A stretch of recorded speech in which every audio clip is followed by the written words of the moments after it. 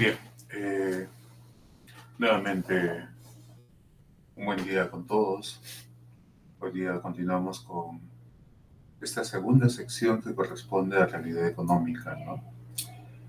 Hoy, con la introducción que desarrolló, vamos un tanto a reflexionar sobre la situación económica de nuestro país, ¿no? Lo que ha pasado estas, en estos últimos años y lo que ha pasado en estas dos últimas décadas. Y sobre todo, cómo eso impacta directamente en nuestra calidad de vida, en el empleo, en la educación, en el futuro del país, en nuestro futuro, ¿no? Puesto que, como lo había mencionado en la sesión pasada, eh, y había planteado un interrogante, ¿no? ¿Qué se nos viene a la mente cuando se nos menciona la palabra economía, ¿no? Y a mí se me venía y se me viene a la mente mis bolsillos. Y obviamente eso tiene que ver con nuestra calidad de vida. E iniciamos con qué es economía, ¿no? La palabra economía viene del griego oikonomos, que significa administrador del hogar, el quien administra la casa. Aristóteles utilizó esta palabra para hacer referencia a quienes administraban los recursos de la casa y obviamente también del Estado. Desde entonces, la economía se ha consolidado como una ciencia social, ¿no? Que estudia cómo las sociedades gestionan sus recursos limitados para satisfacer las necesidades y deseos ilimitados, ¿no? Siempre hay una necesidad de buscar, ¿no? No solamente las expectativas en cuanto a las necesidades, sino estas se van ampliando, ¿no? En ese sentido, la economía se ocupa de tres funciones esenciales. Busca el uso eficiente de los recursos, ¿no?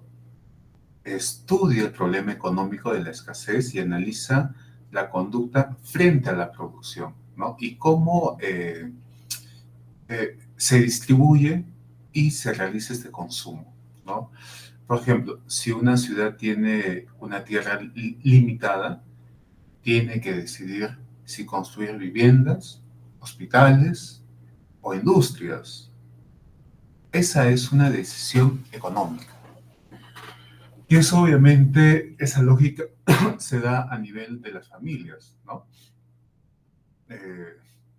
Ahora nos preguntamos, ¿qué ha pasado en los últimos 20 años? ¿No? De manera sucinta, claro está, ¿no? ¿Qué ha pasado en los últimos años eh, en nuestro país con la inversión en capital humano en el Perú, ¿no? Aunque ha habido crecimiento, muchas brechas siguen sin reducir, ¿no? Nos enfrentamos a graves problemas, ¿no? Como estamos viendo, no solo de ahora, ¿no? Pero hace poco se está enfatizando mucho en los medios de comunicación, pero es algo que ha estado siempre, que es la inseguridad ciudadana. Una inflación que golpea especialmente a los más pobres, ¿no? La alta informalidad laboral y un crecimiento económico que no se logra consolidar. Según los datos, el, toda la economía que mueve el país, ¿no? Es de los que tienen un trabajo estable, ¿no? O un trabajo que depende del Estado, ¿no? Son los que mueven, los que generan, ¿no? Esa producción a nivel del país. Pero solamente esto equivale a un 20% de la población. El 80% aprox de la población no está eh, inmerso ahí. Esto quiere decir, claro, si se formalizara uno, obviamente el tema económico sería mucho mayor a nivel del país. Pero ahí vienen algunos cuestionamientos, ¿no? Al final es quién se beneficia realmente. De ahí que algunos no quieran pagar lo que corresponde como tributo y que se vayan un tanto más a la informalidad, ¿no? Eh, en el 2022, en el 2023 fueron años complicados, ¿no? Porque mientras la inflación promedio estuvo entre 8.4 y 8.6, la inflación de alimentos fue aún más alta. Y esto afecta especialmente a las familias vulnerables, ¿no? Que destinan un gran presupuesto de su ingreso a la alimentación. Aunque se diga que la inflación haya bajado, eso no significa mejora en el pollo, en el arroz, en el aceite, porque sigue manteniéndose en los precios los cuales están establecidos, ¿no? En el 2023, la economía tuvo un crecimiento de 0.5. Esto indica que estuvimos en una recesión. Aunque yo recuerdo cuando veía algunas notas, noticieros, el Estado, mediante sus representantes, eh, no aceptaban o no decían con precisión que estábamos en una recesión, ¿no? En una recesión. No obstante, para que se considere una recesión en el país, al menos debería registrarse en 2 trimestres seguidos con crecimiento negativo. Y eso es lo que sucedió, ¿no? Y que esa recesión se reflejó una caída en la inversión privada de un menos 12%. O sea, hubo un estancamiento del consumo privado, ¿no? En los 2 primeros trimestres. Y obviamente hubo la pérdida de empleos adecuados. Hubo ello, obviamente, como producto, consecuencia de esta pandemia que se ha dado, ¿no? Si analizamos un tanto los sectores económicos, ¿no? El panorama es desigual, ¿no? El sector primario, que es el que incluye la agricultura, la minería, la pesca, la energía, tuvo un desempeño en general negativo, salvo por la minería, gracias a Quellaveco. El otro sector que es un tanto secundario, que transforma las materias primas en bienes, ¿no? La manufactura, la construcción, el comercio, los servicios, estuvieron en rojo. Y eso es o fue preocupante, ¿no?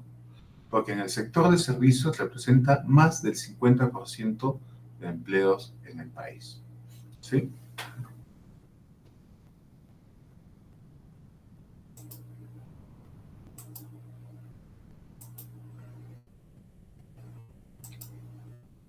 Listo. Obviamente, la situación laboral también ha dado señales de preocupación, ¿no? En el 2019, un tanto, el empleo adecuado alcanzaba 9.5 millones, ¿no? En el 2022, esto bajó a un 9.2 millones. Esto quiere decir que el subempleo se mantiene a una tasa alta, con más de 8.4 millones de personas. No hemos regresado a los niveles prepandemia. Y eso significa que estamos en una fase de recuperación, no de expansión.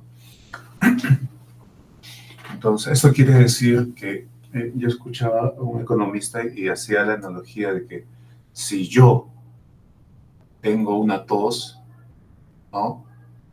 Y obviamente después de un tiempo determinado, eh, me sano. ¿Ha habido crecimiento en cuanto a mi persona?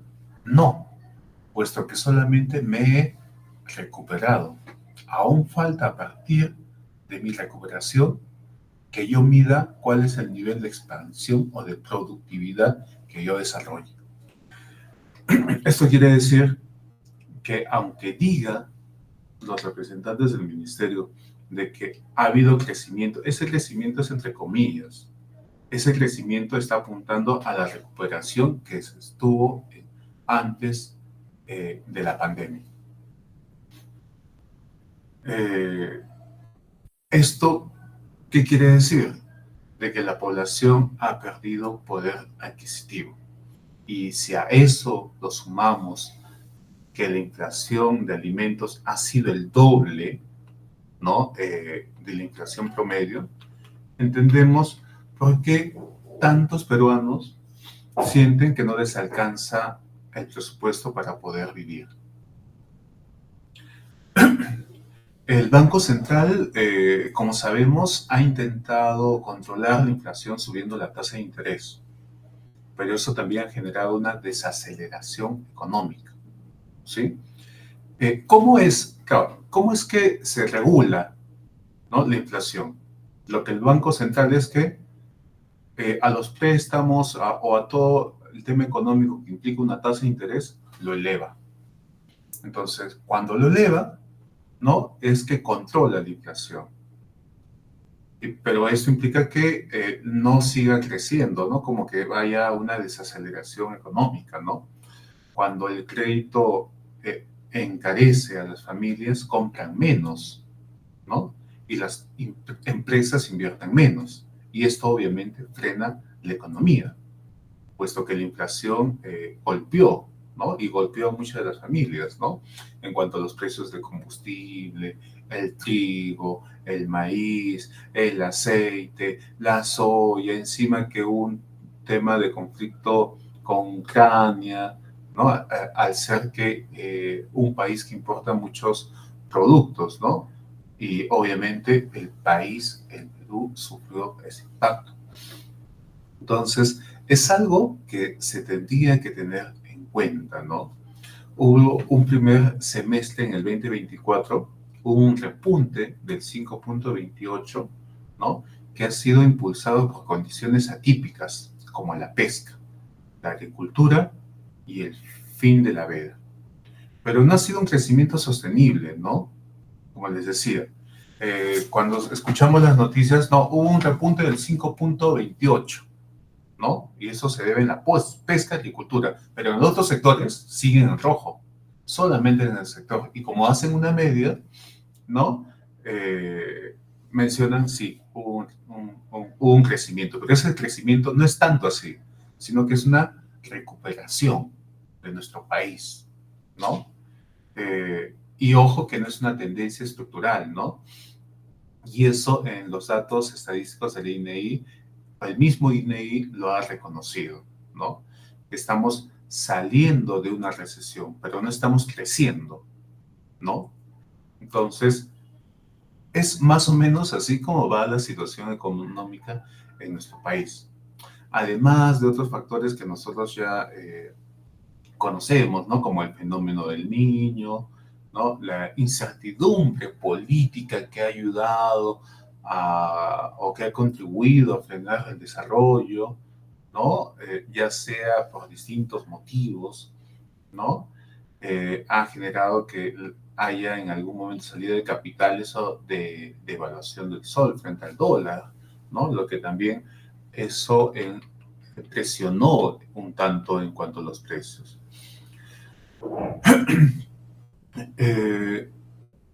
Considero que es importante que podamos entender que el empleo formal sigue siendo bajo, ¿sí?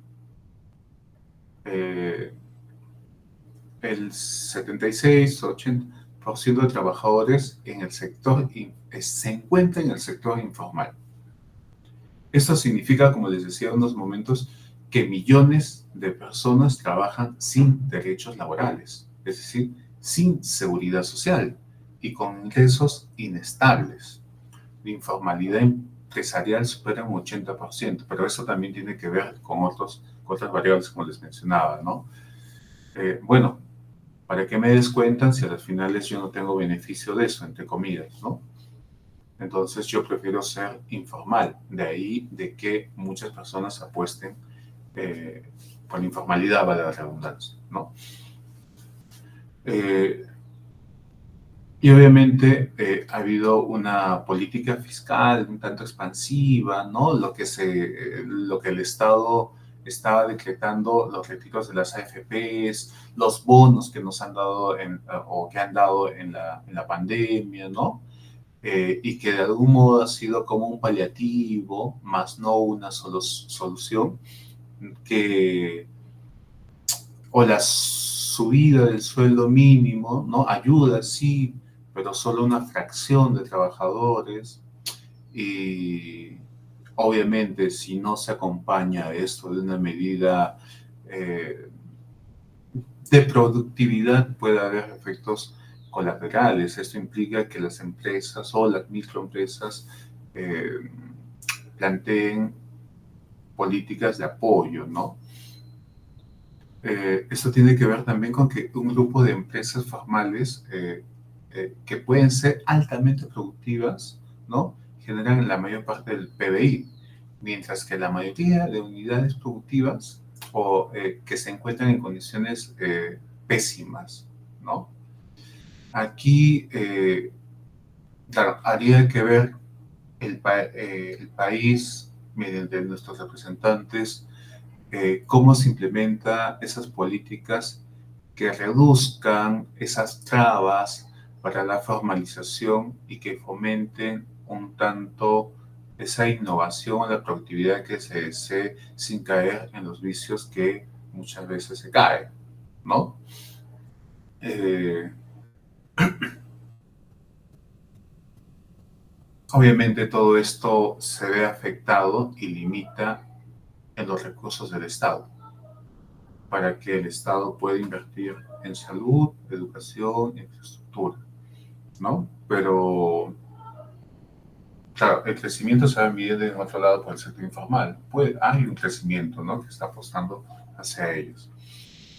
Pero no de manera conjunta, ¿no? Hay un poco quizás la discrepancia en la interpretación, ¿no? Eh, Obviamente que el Estado, ¿no? Hace mucho énfasis en que se active la economía, eh, como en Chancay o Tía María, ¿no? Que quizás podría ser, ¿no? Pero tendría que haber un juego o unas reglas que estén claras, objetivas, que realmente respondan a una inversión política sostenida y que no solamente se beneficie un grupo hegemónico, ¿no? Que es lo que se siente la población, ¿no? ¿Quiénes realmente son los beneficiados en estas inversiones, ¿no? Entonces, creo que es sumamente importante de que se tenga en cuenta ello, ¿no? Finalmente, el Perú debe de apostar por el desarrollo del capital humano.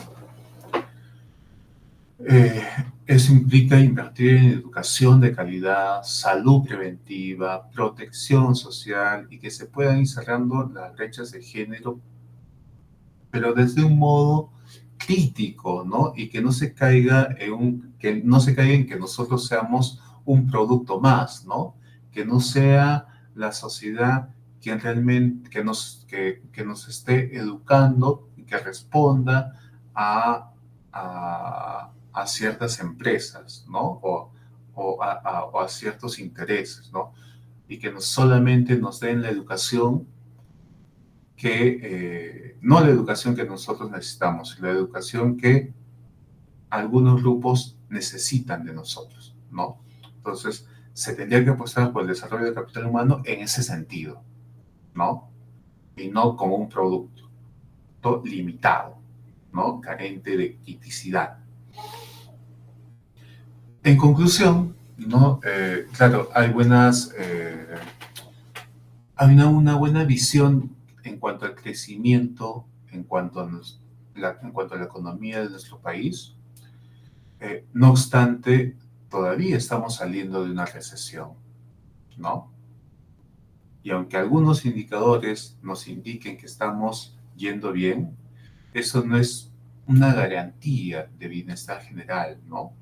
Tiene que ir acompañada de ciertas políticas, de una visión que no sea a mediano plazo, sino que vaya un poco más allá, ¿no?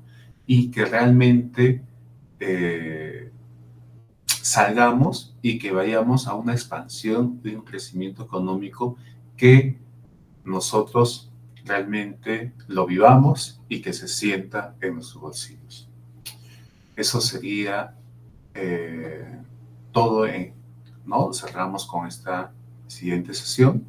No se olviden revisar, ¿no? el espacio donde en función a lo que se ha hablado en estas dos sesiones hay un trabajo que se tiene que desarrollar. ¿Sí? Entonces, muchas gracias a todos por su atención y estemos pendientes del trabajo de la actividad que se está subiendo en el YouTube. Hasta luego con todos.